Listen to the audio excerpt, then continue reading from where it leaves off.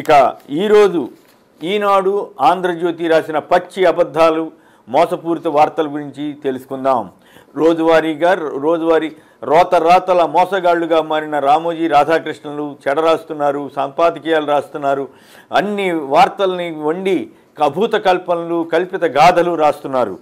ఒకసారి అవేంటో వరుసనే చూద్దాం. ఈ పాపం జగందే అంటూ అవ్వాతాతల ప్రాణాలు పణంగా పెట్టి రాజకీయాలంటూ మళ్ళీ ఈనాడు ఆంధ్రజ్యోతి తదితర ఎల్లో మీడియా అంతా విష ప్రచారం చేయడానికి ప్రయత్నించింది. చేసిందంతా చేసి ఇప్పుడు ఏమి ఎరగనట్లు నంగనాచి కబుర్లు చెబుతున్న రామోజీ రాధాకృష్ణులు నిస్సిగ్గుగా ఇలాంటి దిక్కుమాలిన కథనాలు ఇస్తున్నారు. చంద్రబాబు, పవన్ కళ్యాణ్లు వాలంటీర్లను ఉద్దేశించి తీవ్రమైనటువంటి ఆరోపణలు చేసింది అబద్ధమా? నిమ్మగడ్డ రమేష్ బ్యాంకుల ద్వారానే ఇవ్వాలని ఎన్నికల కమిషన్ డిమాండ్ చేసింది అబద్ధమా? వారి డిమాండ్ మేరకు ఎన్నికల కమిషన్ వారి కోరిక మేరకు బ్యాంకుల దగ్గరికే వెళ్ళండి అని ఆదేశించింది అబద్ధమా? దీని అంతటికీ ఎవరు బాధ్యత వహించాలి?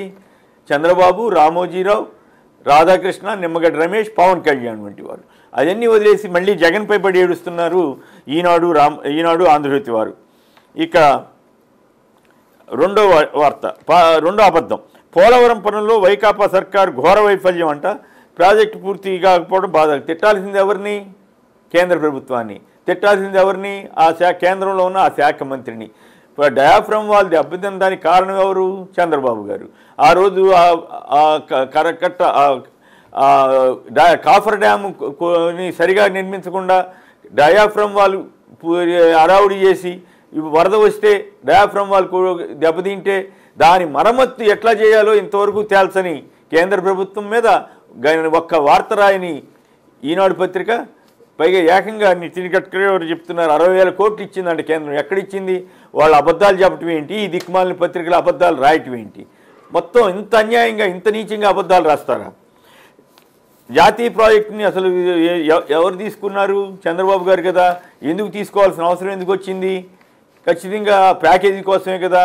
మరి ఆ ప్యాకేజీ గురించి మర్చిపోయి ఎందుకు పోలవరం కేంద్రం తీసుకోవాల్సిన ప్రాజెక్టుని వాళ్ళు ఎందుకు తీసుకొచ్చి మళ్ళీ తర్వాత ప్రత్యేక హోదా కూడా చెడగొట్టి అక్కర్లేదని చెప్పి మరి రోజు జగన్ గారు ఉత్తరాలు రాస్తూనే ఉన్నాడు కదా సందర్భానుసారంగా పోలవరం నిధులు ఇవ్వండి అని.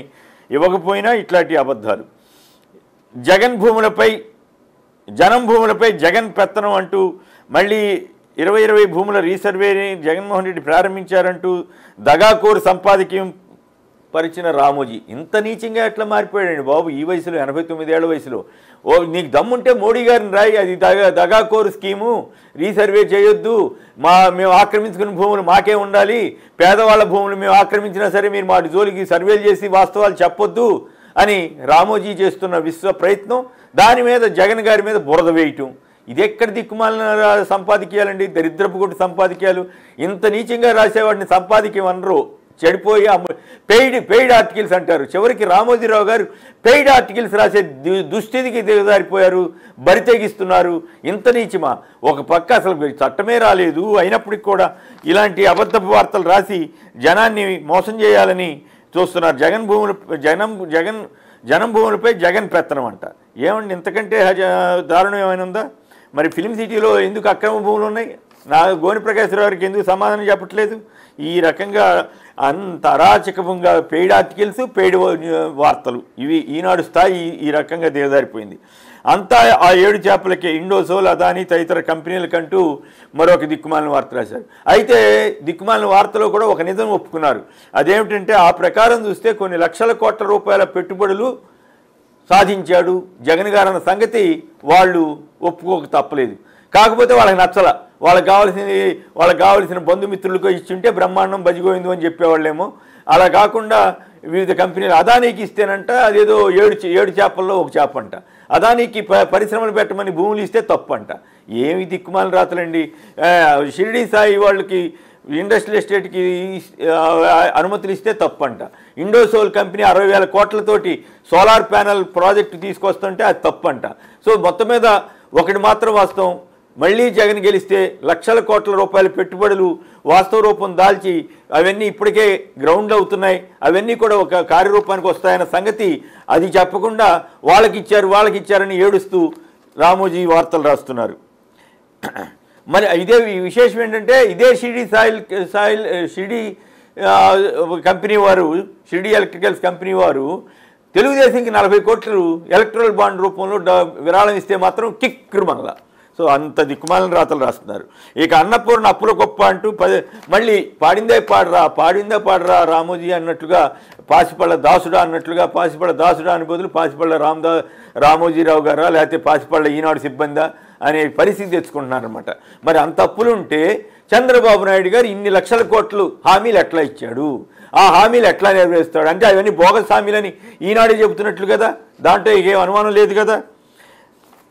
తర్వాత పైగా జగన్ గారు ఏ ఫలానా స్కీములకి ఇంప్లిమెంట్ చేశానని చెబుతున్నాడు. మరి చంద్రబాబు గారితో ఎంత స్కీములకి ఏ ఖర్చు అవుతుందో చెప్పించగలరా ఈనాడు వాళ్ళు? పథకాలకు గండిగట్టి గొంతు ఎండబెట్టి ఓ పక్కేమో అప్పులు పెరిగిపోయినంటారు, ఇంకో పక్కేమో ఇంకా స్కీములు జనానికి ఇవ్వలేదు, పేదలకు పంచలేదని రాస్తారు. ఇంత అడ్డగోలు వార్తలా, ఇంత అన్యాయమా? చీ చీ చీ చీ చీ చీ అసహ్యం వేస్తుందండి. ఏపీలో 10,137 కోట్లతో వాటర్ గ్రిడ్ పనులు జరుగుతూ ఉన్నాయి.